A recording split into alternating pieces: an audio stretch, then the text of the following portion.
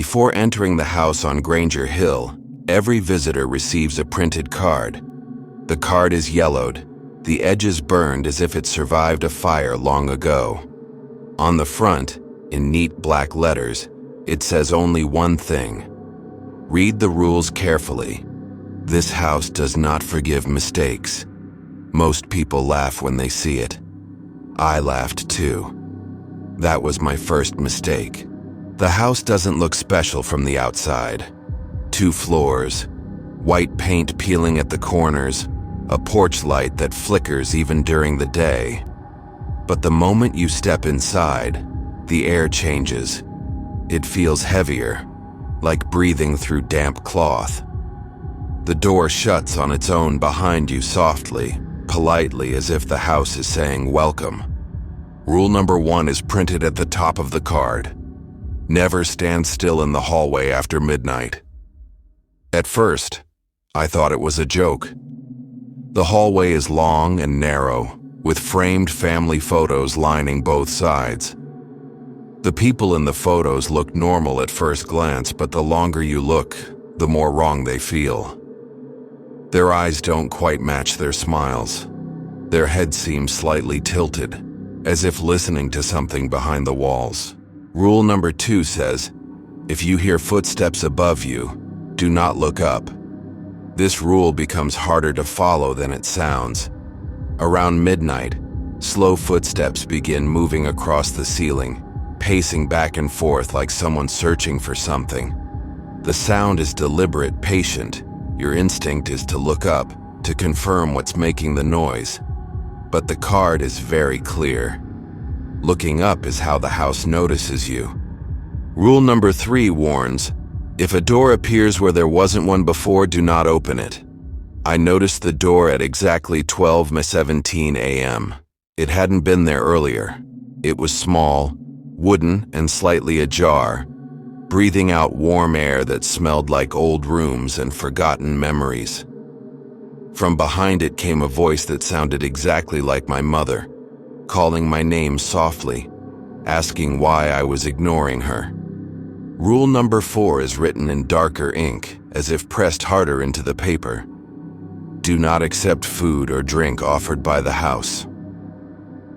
At some point, a table appears in the kitchen, set perfectly with steaming plates and a glass filled with something red and glossy. The smell is comforting, familiar. The kind of smell that makes you realize how hungry you are. But the moment you reach out, the lights flicker, and the walls seem to lean closer, waiting to see if you'll give in. Rule number 5 says, if you see someone who looks exactly like you, leave the room immediately. I didn't believe this one until I saw him standing at the end of the hallway. He wore my clothes, stood with my posture, even breathed the way I do when I'm nervous. He smiled when our eyes met, and I understood something terrifying. The house wasn't copying me, it was rehearsing. Rule number 6 is short. Do not fall asleep. The house gets louder the more tired you become. Whispers crawl out of the walls. Floors creak beneath invisible weight. The photos in the hallway seem closer together than before. Your eyelids feel heavier with every minute, and the house knows it. It rewards exhaustion. Rule number 7 explains how people disappear. If a room goes silent, it is no longer empty. I learned this when I stepped into the living room and realized I could no longer hear my own breathing. The silence pressed against my ears until my head rang. Something shifted behind me, close enough that I could feel warmth on the back of my neck. The final rule is written at the bottom, almost as an afterthought. If you survive until sunrise, leave immediately and never return. I don't remember how long I waited, only that the house grew angry as the night passed. Doors slammed on their own. The footsteps above me ran instead of walked. The copy of me screamed from somewhere inside the walls. When the sun finally rose, the front door opened without resistance. I ran without looking back. The house looked normal again from the outside, quiet and harmless. No lights, no movement. A week later, I found the same yellowed card in my pocket. There was a new line written at the bottom in handwriting identical to mine. It said, "Thank you for visiting. The house learned a lot." Before we move on to the next story, give us your verdict on this one. And don't forget to like and subscribe. The first thing everyone notices about the elevator is the button that doesn't belong. In a building with 20 floors, the panel displays 21 buttons. The extra one is unmarked, darker than the rest, slightly worn and never lights up. Most residents assume it is broken or decorative, something left over from an older system that was never removed. No one ever admits to pressing it, and yet sometimes the elevator stops where it shouldn't. I moved into the building during winter, when the city felt quieter and the walls seemed to absorb sound. The apartment was cheap, far too cheap for its location, but the landlord explained it away with vague complaints about old wiring and superstitious tenants. The first week passed normally, until one night when I returned home late and noticed the elevator already waiting on the ground floor. Doors open, lights dim. Inside, the air felt heavier than usual, thick with a metallic scent I couldn't identify. As the doors closed, the elevator began moving upward without me pressing a button. The familiar floor numbers passed slowly, each one glowing briefly before going dark. Then, between 14 and 15, the display flickered and changed. Instead of a number, a single horizontal line appeared, stretching across the screen like a closed eye. The elevator shuddered, and the cabin descended. When the doors opened, I was no longer in the building I recognized. The hallway beyond was longer than any floor should allow, stretching far past visibility, lined with identical doors that pulsed faintly, as if breathing. The walls were stained a deep, uneven black, absorbing light rather than reflecting it. There were no signs, no numbers, no emergency lights, only the soft hum of something moving behind the walls. I stepped out before I could stop myself. The elevator doors closed instantly behind me, leaving no sound of ascent or descent, as if the machine had ceased to exist entirely. The silence was so complete that my own breathing sounded intrusive, almost offensive to the space. As I walked forward, I noticed that every door I passed was warm to the touch, some of them vibrating subtly, as if something inside was shifting position. Halfway down the corridor, one door opened on its own. Inside was a room identical to my apartment, down to the furniture and personal items I had unpacked only days earlier. The only difference was the smell, a dense mixture of rot, iron, and old smoke that made my eyes water instantly. In the center of the room sat a man who looked exactly like me, except thinner, hollowed out, his skin stretched tight over sharp bones. He looked up slowly, and when he spoke, his voice came out strained, as if unused. He told me he had been there for a very long time, long enough that time itself had stopped behaving properly. He explained that the floor wasn't part of the building, but a place for people who noticed the wrong details and stayed curious for too long. The elevator didn't bring people there by mistake, he said. It brought replacements. Before I could ask what he meant, the walls began to pulse harder, and the floor beneath us vibrated violently. The other version of me smiled, a broken, relieved expression spreading across his face as he stood. He thanked me for coming, told me the floor had been hungry, and stepped past me toward the hallway. As he crossed the threshold, his body straightened, his skin smoothing as if years were being erased in seconds. The door slammed shut behind him, and the room began to change. The furniture rotted away rapidly, the walls darkening and closing inward as the air grew thin. I realized then that the floor didn't kill its occupants. It wore them down slowly, patiently, until someone new arrived to take their place. When the elevator finally returned, it opened silently behind me. I stumbled inside, barely conscious, and the doors closed without resistance. The display flickered again, numbers returning as if nothing had happened. When the doors opened to my apartment floor, the hallway looked normal, clean, unchanged. No one believed my story. The landlord avoided eye contact when I mentioned the extra button, and the neighbors insisted there were only 20 floors. A week later, I saw a man who looked like me moving into a different apartment down the hall. He smiled politely, thanked me for helping him find the place, and pressed the elevator button without hesitation. The panel flashed briefly as the doors closed. For just a moment, the unmarked button glowed.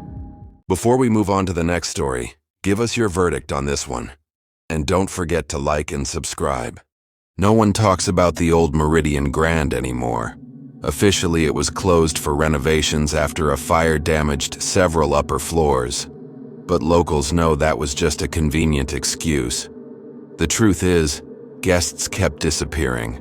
Not violently, not suddenly, but quietly, as if the building itself had learned how to erase people without leaving a trace. I learned this the hard way when my company booked me there during a citywide convention, insisting it was temporarily reopened for overflow guests. From the outside, the hotel looked perfectly normal. Clean marble entrance, polished brass doors, a concierge who smiled just a little too long when I gave my name. He typed slowly, paused, then frowned at his screen before nodding. He handed me a room key without saying a word and pointed toward the elevators. As I walked away, I heard him whisper something under his breath, almost like an apology. The elevator ride felt longer than it should have. The digital floor numbers glitched as it ascended, skipping levels and briefly flashing symbols instead of numbers. When the doors opened, the hallway was carpeted in deep red, the lights dim and buzzing softly, like they were struggling to stay awake. Every door along the corridor had a "Do Not Disturb" sign hanging from the handle. Every single one. My room was at the end of the hall. Inside, everything was spotless, untouched, as if no one had ever slept there. No dust, no fingerprints, no signs of life. The bed was neatly made, the bathroom unused, the minibar fully stocked. Still, something felt wrong. The air was stale, heavy, like it hadn't circulated in years.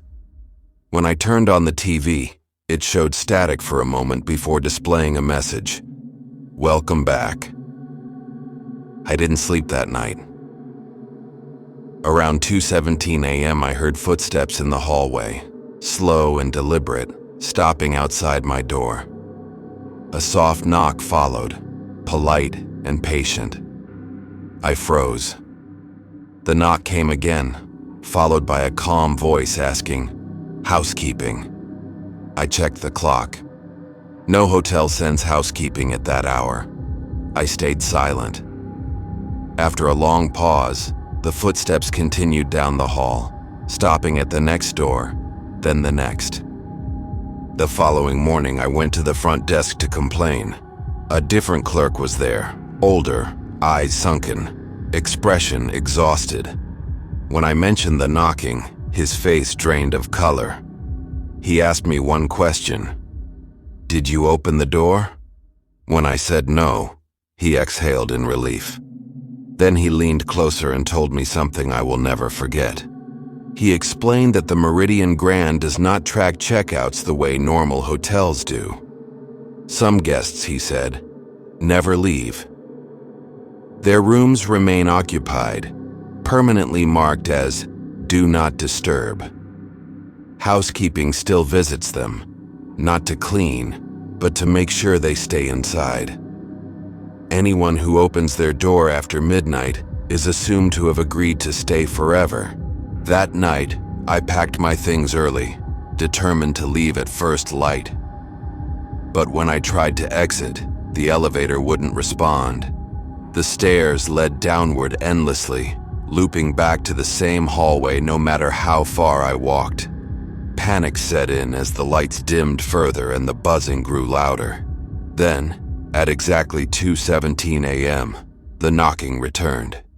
This time it was at my door again. Louder, more insistent.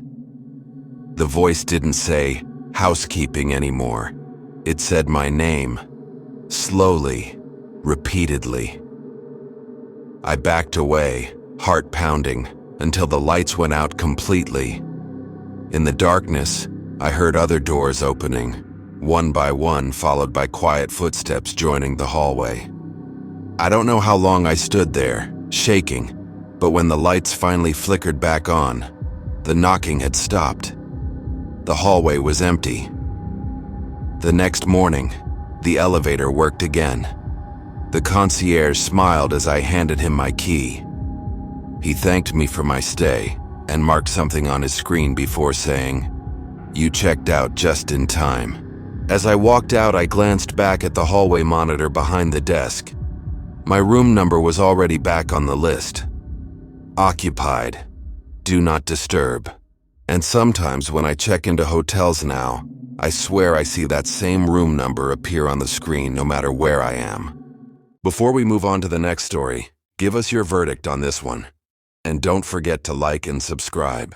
No one remembers when the casino first appeared. It wasn't built, announced, or advertised. One day, it was simply there, tucked between two abandoned buildings on a street that supposedly no longer existed on any city map. There was no sign above the entrance, no lights drawing attention to it, and no windows to peek through.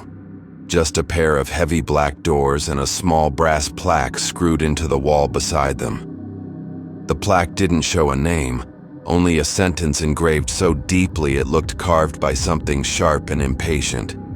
Read the rules carefully. There are no second chances. Inside, the casino looked strangely normal at first. Polished floors reflected warm golden lights, and the air carried the faint scent of expensive perfume mixed with old paper and metal. Tables filled the main hall, but instead of cards or dice, each one had a thick leather-bound book resting at its center. Every book looked handmade, with cracked covers and pages stained dark at the edges. A tall man in a black suit greeted newcomers with a polite smile and placed one of these books into their hands. He never explained anything. He only said calmly and clearly, "Your rules are unique. Break even one, and the house will collect." The book assigned to each player was different. Some were thin, with only a few rules written in neat handwriting. Others were massive, containing dozens of regulations that grew increasingly strange the further you read. One player's rules demanded silence after midnight. Another's forbade looking directly at mirrors inside the casino.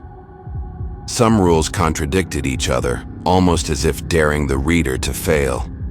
The most disturbing detail was this: the ink wasn't ink at all.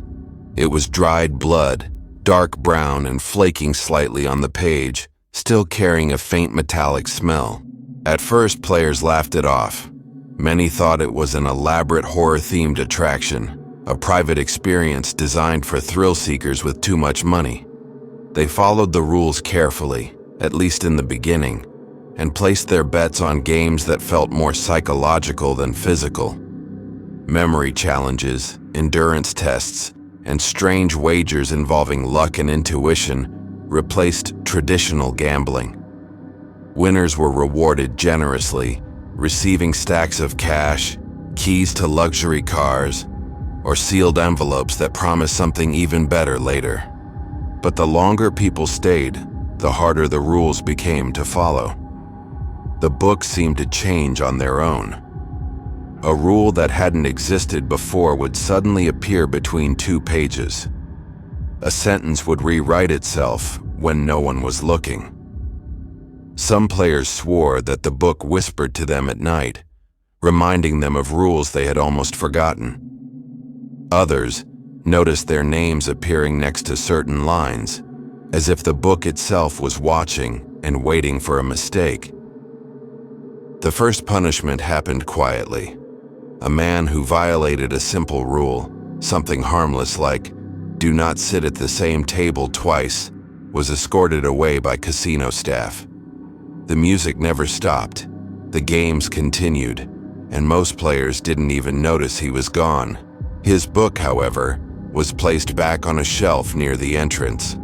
When another player opened it later out of curiosity, they found a new rule written at the end in fresh blood. It simply read, "He learned too late." As days passed, fear replaced excitement. Players began watching each other closely, not out of concern but suspicion. Any interaction could lead to a rule being broken. The staff remained emotionless, always present, always observing. Their eyes reflected the light strangely, like glass or polished stone. When someone asked where the rules came from, the staff only replied, "From experience." Eventually, people tried to leave. That was when they discovered the final rule, the one written on the inside back cover of every book, invisible until you truly wanted to escape. It stated that leaving the casino was allowed only after all rules had been followed perfectly. No exceptions, no appeals. Those who attempted to force their way out without permission were dragged back inside, screaming as their books absorbed their final moments, the pages soaking up fresh blood as new rules were written for the next unfortunate guest. The casino still stands somewhere, waiting. The doors remain closed until the right person walks by, someone curious enough, desperate enough, or foolish enough to step inside. When they do, a book will be placed in their hands, already warm, already heavy. And somewhere, written in blood that hasn't dried yet, will be a rule made just for them. Before we move on to the next story, give us your verdict on this one. And don't forget to like and subscribe. No one remembers signing up for the game. That's the first rule everyone eventually realizes. There is no download screen, no terms of service, no confirmation email. One day, the icon simply appears on your phone. A black square, no name, no notification. Just a small red dot in the corner pulsing slowly like a heartbeat. Most people ignore it for days, assuming it's a glitch. The ones who tap it never forget what happens next. The screen opens to a single sentence written in white text on a black background. You are already playing. There is no menu, no exit button, and no way to close the app. Swiping does nothing. Pressing the home button does nothing. The phone vibrates once, sharply, and a second message appears. Objective, survive tonight. Beneath it is a timer counting down from 6 hours. When the timer starts, so does the game. At first, the tasks seem harmless.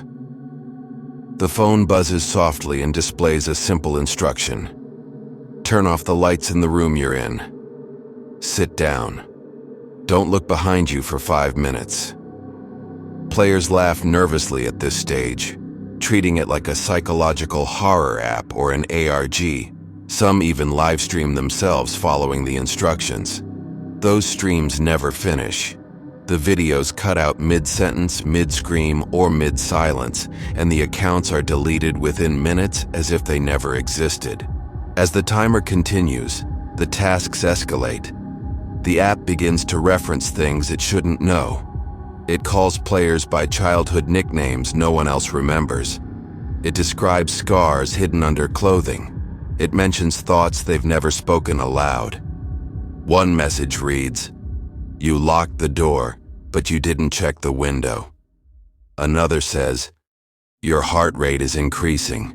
Try breathing slower." The phone grows warm in their hands, almost feverish, and the red dot pulses faster with every mistake. Failing a task doesn't end the game, it changes it. If a player refuses an instruction, the app adapts. The next message arrives immediately, colder and more specific. Penalty applied. That's when people start hearing things.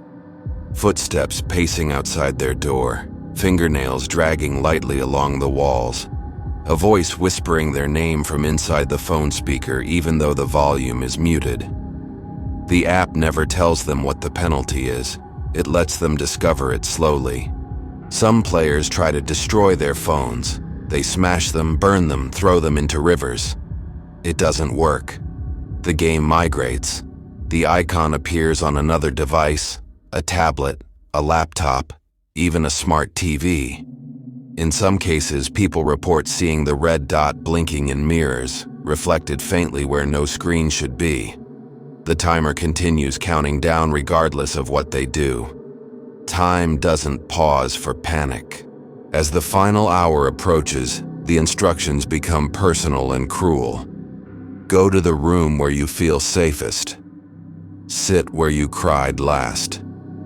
Open the door you sealed years ago. The game feeds on hesitation, stretching seconds into agony.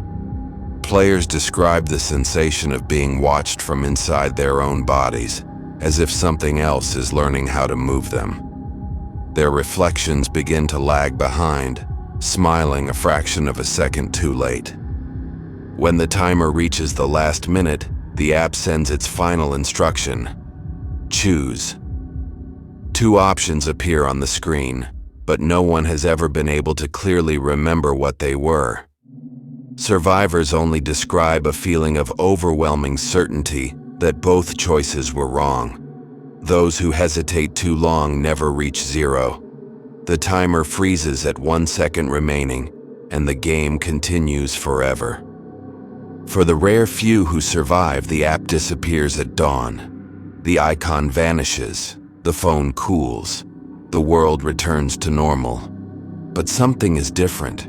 They notice they can't sleep without checking corners of rooms. They feel phantom vibrations where no phone exists. And sometimes, late at night, they see a faint red dot blinking slowly in the darkness, waiting patiently. Because the game never truly ends. It only waits until you forget you're still playing. If you made it this far, thank you for spending your night with us. If these stories gave you chills, there's plenty more waiting. Don't forget to subscribe to NightFear Stories for new terrifying tales every single night. Sleep well, if you can.